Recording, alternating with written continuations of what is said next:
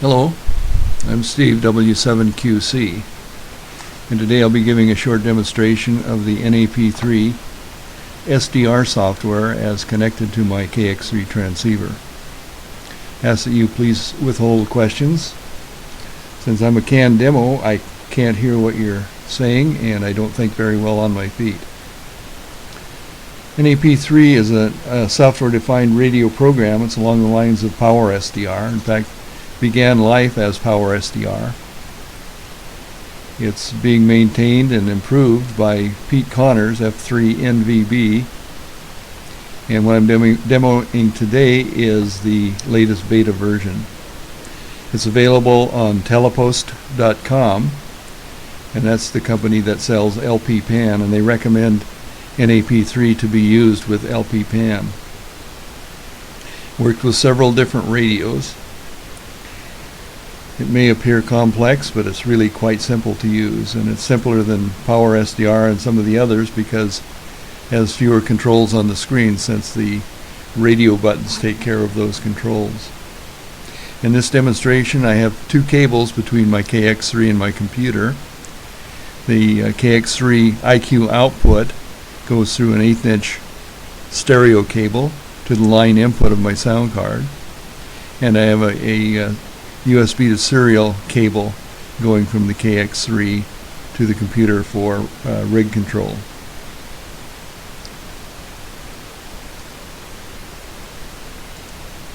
First thing I'll show you are the configuration items. And these may appear daunting, but there's not very many of them that you really have to set. I'll go up to the upper left-hand corner of the screen, click on the configure menu item, brings up a window with a number of tabs. First tab is the audio tab, and here there are a couple of things we have to set. We have to tell the program where to get the signal from the radio. In my case, it's the line input of my sound card. I have to tell it the sampling rate of my sound card, or what I want to see for bandwidth. In this case, 192 kilohertz. Also set the DC block checkbox. That cleans up the signal somewhat. And then there's a FunCube dongle button. So the program apparently works with a FunCube dongle, although I don't have one. It apparently will work with one. The right-hand part of this screen, there's a way to set up virtual audio cables, and that may be of interest to some of you. I don't use virtual audio cables. I don't really have a need to use them, but they're there if you do. On the rig tab, I've told it to use the K3 radio. Even though the KX3 is available, I had some problems getting everything to work in the KX3 mode, but in the K3 mode I got everything to work properly. I'm communicating with the radio through COM9 at 38.4. And I also had to set some IF frequency offsets because the KX3 has no IF and the K3 has an IF. I had to set these offsets so the frequency of the PAN adapter would line up with the frequency of the radio. On the display tab, the only thing here that I set was the fill PAN adapter. As you can see, there's a fill underneath the PAN adapter, and you can turn it off and back on. And I kind of like it on, and it seems like it's easier to read that way.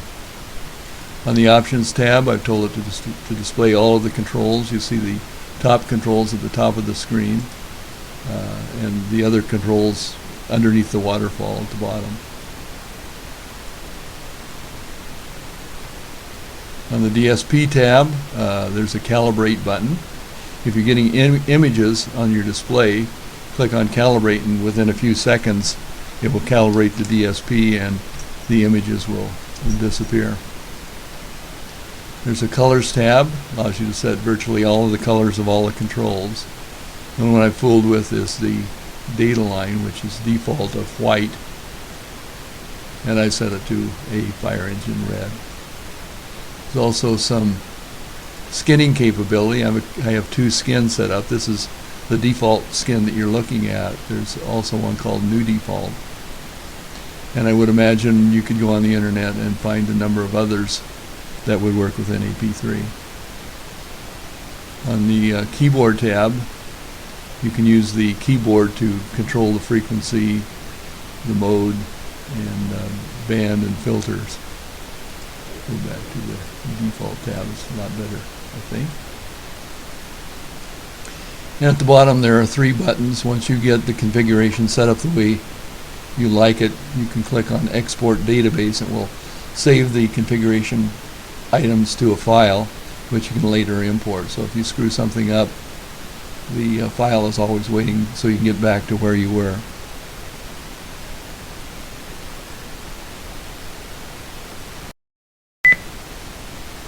Other menu items at the top, there's a Run Stop button so you can start and stop the program. There's an Expand Collapse button so you can make the window bigger or smaller with just one click. The ability to set up macros, for example, and these are just commands to the radio. And for example, if you wanted to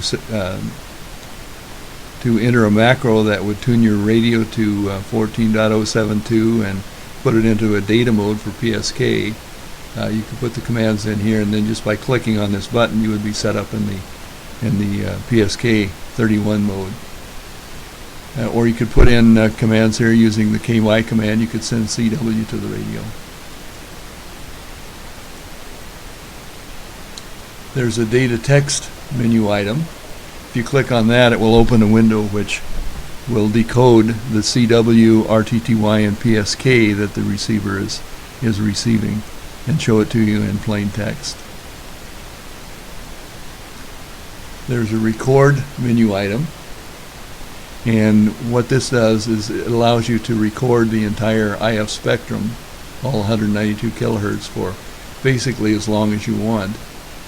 And when you stop recording, it will save the data to a file which you can later replay.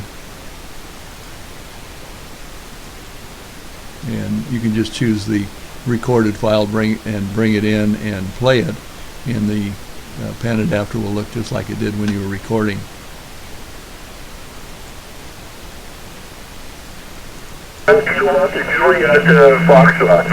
Sorry. There's also an equalizer tab. You can set the various audio bands to emphasize various audio bands. And there's either a 3-band equalizer or a 10-band equalizer. If you have transverters hooked to your radio, you tell NaP3 about those transverters using this configuration screen. And supposedly NaP3 will work with the VHF and UHF transverters that you have connected to your radio. Extensive help, very nice help associated with the program. Annotated and fairly descriptive. For example, if you want to learn about the FunCube dongle, click here, and there's a configuration screen for the FunCube dongle. Tells you how to configure it. Or the virtual audio cable. This tells you about how to configure the virtual audio cable. So it's all there.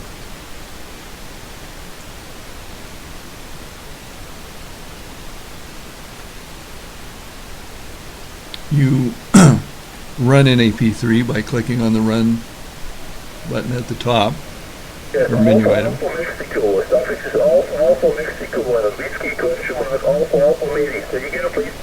NaP3 starts in the console mode, and it reads the frequency from the radio and sets the pan adapter to agree with the radio frequency. You see there are controls at the top. They call the top controls. The frequency of the radio is shown here. That's VFO-A and VFO-B next to it. You can tune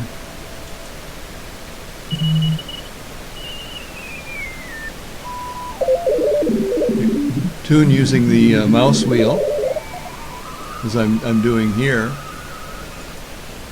and you can set the tuning step with this control at the top.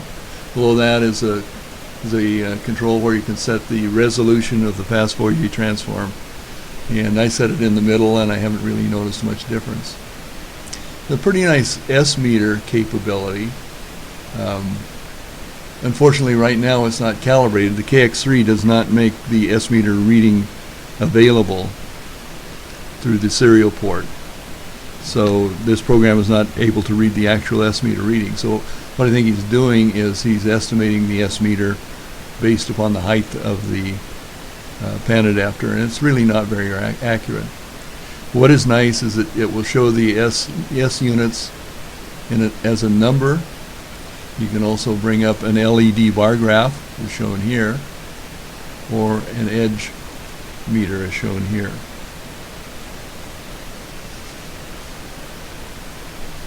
What you're seeing here is, well, I kind of like the S-meter number because it cuts down the thinking you have to do. You can see the radio frequency at the very top and the very bottom of the pan adapter. And signals on the left are single sideband signals. Signals on the right are, signals on the left are CW signals, and on the right are sideband signals. There's an average button below the waterfall. If you hover over the average button and roll the mouse wheel, you can set the height of the pan adapter. If you hover over the peak button, you can change the intensity of the waterfall to suit your likings. There's a width slider. You can control the amount. Well, let me make that a little more usable. There's a width slider where you can set the width that you want to see of the IF passband, and you go all the way from 1 kilohertz up to the maximum of your sound card. And I like it somewhere in the middle.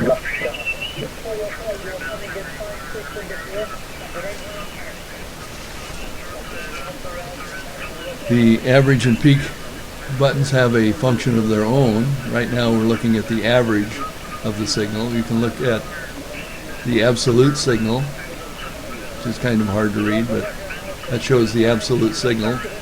And the average signal is a little bit easier to read. And by clicking on the peak button, it will persist the peak of the signals as shown here, which might be interesting if you're looking at a signal over time to see how strong it gets.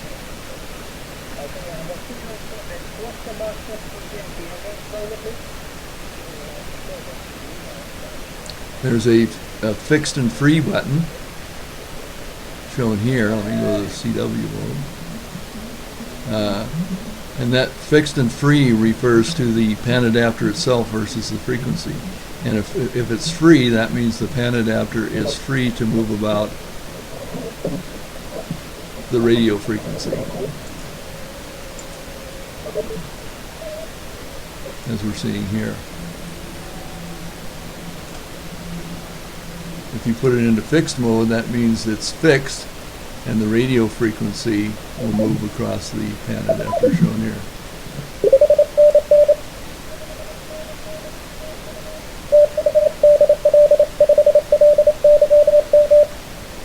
We can change frequencies in many different ways. One by clicking on a signal and rolling the mouse wheel. We can fine-tune that signal, as shown here. We can grab the background and just drag it. Go back to the fixed mode.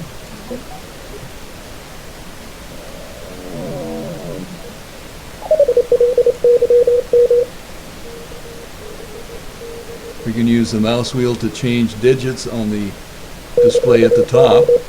You just hover under a digit and roll the mouse wheel, and it will change that digit and therefore change the frequency. We can type in a frequency. Let's go to 15 megahertz WWV. At the time, 18 hours, 54 minutes, coordinated universal time. Click on a band. Let's go back to 12 meters. There's also a general coverage button, so in addition to the ham bands, you can set some general coverage presets.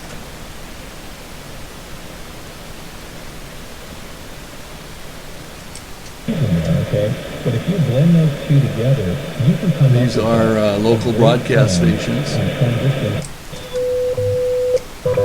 WWV got and two these guys that are frequencies, big, strong, and fast. and that's All these talent. You KJR. look at Miles Austin, Jason Witt, Dez Bryant, DeMarco Murray, Tony Romo. All these guys are great athletes. On paper, this team is absolutely fantastic. You scratch your... Go back to 12 meters again. Underneath the waterfall are buttons, underneath the band buttons are buttons to change the mode, change filter width. It's also at the very bottom audio gain controls for both the main and sub receiver. And there's an RF gain control. And a squelch control where you can set the squelch level. Directly under the waterfall there's a split button, there's a swap A and B button, there's a transfer AN to B button. The lower right there's an audio effects button, two types of noise blankers and two types of noise reduction. And you can also set the AGC settings.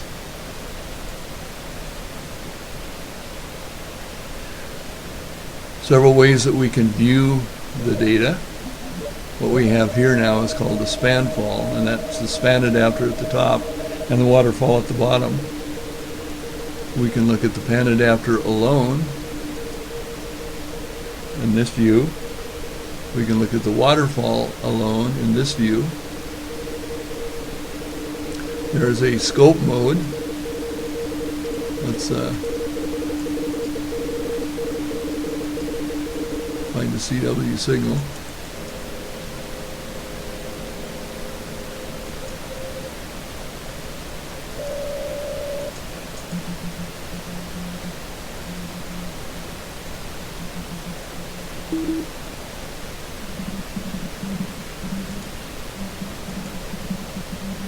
That shows the scope, mostly noise on that signal, but you can see the signal underneath there.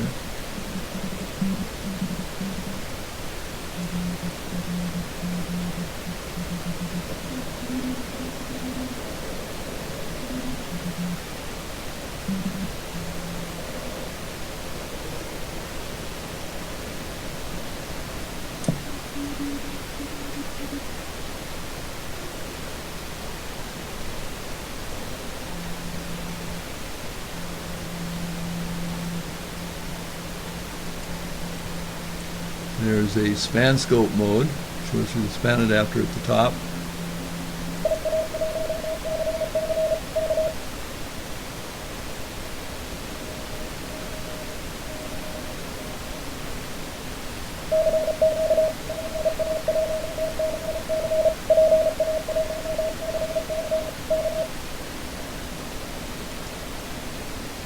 There's a spectrum. Shows the audio spectrum. You can see that this signal that is directly centered on my 600 hertz offset. And there's a histogram, which I don't really understand, but it's pretty. Let's go back to the span fall, which is what I use for the most part.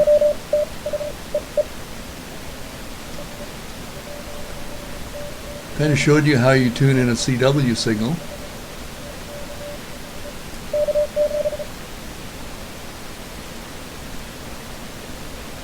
Click on the signal and then fine tune it.